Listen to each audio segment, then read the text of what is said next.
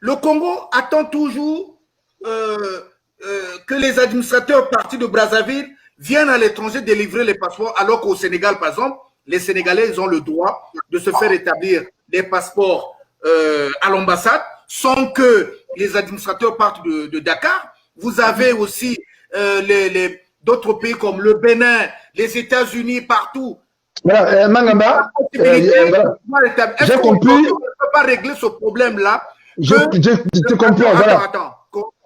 Qu'on ne peut pas régler ce problème que les ambassades, comme celui de Paris, aient la possibilité de pouvoir délivrer les passeports directement aux citoyens sans qu'on attende les services diplomatiques de Brazzaville. Merci. Voilà. Donc, tu es d'accord avec moi que ce n'est pas une volonté de réviser, mais c'est une volonté due au manque de technologie dans nos ambassades. Je pense que le gouvernement, les gens te suivent. Tu as émis une très bonne proposition. Ils vont prendre ça en compte pour éviter tous ces terrains-là. Pour que voilà, les passeports, c'est des livres, ça plutôt que les gens quittent Brazzaville pour aller enrôler les gens en France. Donc, la technologie évolue. Nous n'avons pas encore cette technologie. Je pense que dans les semaines à venir, les mois à venir, il y aura cette technologie à l'ambassade pour éviter, voilà, et effectivement, toute cette long terme-là. Merci. D'accord. Lévan, tu as quelque chose à ajouter là-dessus?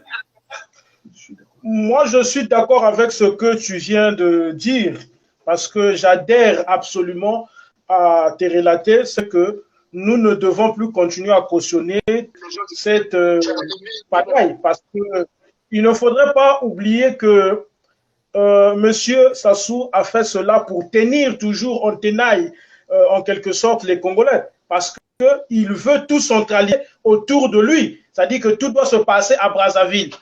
Parce qu'il se dit qu'en faisant cela, il aura le contrôle total. Comme c'est quelqu'un qui est toujours animé par un idéal monocrate. Donc, moi, je crois qu'aujourd'hui, le monde évolue. Donc, un pays qui ne s'adapte pas à l'évolution du monde, c'est un pays qui non pas seulement est éloigné de l'émergence mondaine que nous sommes tous en train de faire le constat dans plusieurs pays, mais c'est un pays où on ne devrait plus tolérer ces gouvernants-là puissent se pérenniser au pouvoir.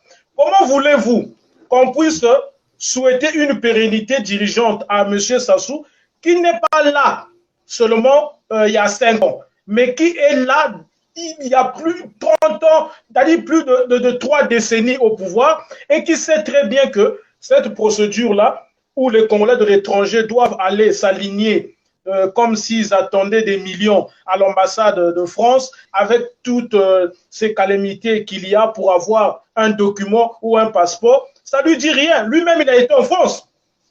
Il sait très bien les calamités que cela peut créer pour un Congolais vivant à l'étranger s'il a un papier qui manque, qui doit aller chercher à l'ambassade. Mais allez-y à l'ambassade du Congo ici, à Paris, vous allez être estomaqué. Non pas seulement il y a des lenteurs, mais il faut aujourd'hui, ce que Bokilo ne veut pas dire, connaître des fois des gens qui travaillent là-bas pour avoir des facilités. Donc, il y a une corruption qui est régnante dans notre pays.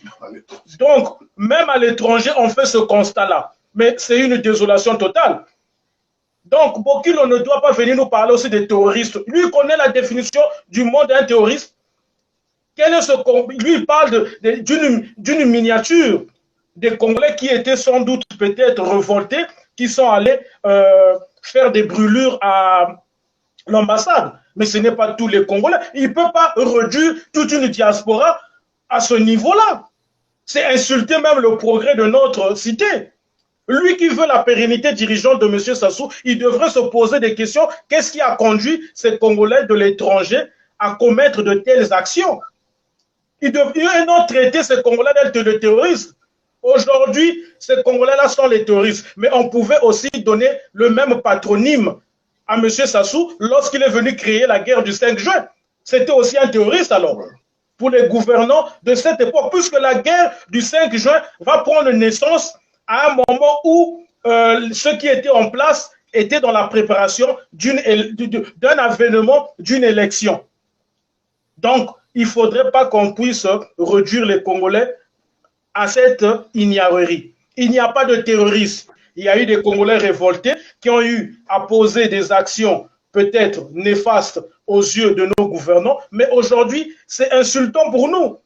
Le passé passeport, pour le faire, on doit attendre une délégation qui doit venir de Brazzaville. Mais c'est une honte. Alors que moi, j'ai des amis sénégalais, béninois, quand ils ont besoin de leur passeport, ils vont juste à l'ambassade, tout se fait là. Et on nous nomme encore un monsieur comme Rodolphe Adada, ambassadeur ici en France. Un monsieur qui nous a rien foutu, qui nous a rien apporté. Là où il a été ministre, son parcours ministériel est très critiquable. On le nomme ambassadeur. Et au lieu qu'il puisse même s'adapter, changer les choses, il vient encore continuer dans cette aberration. C'est vraiment ignoble. Merci.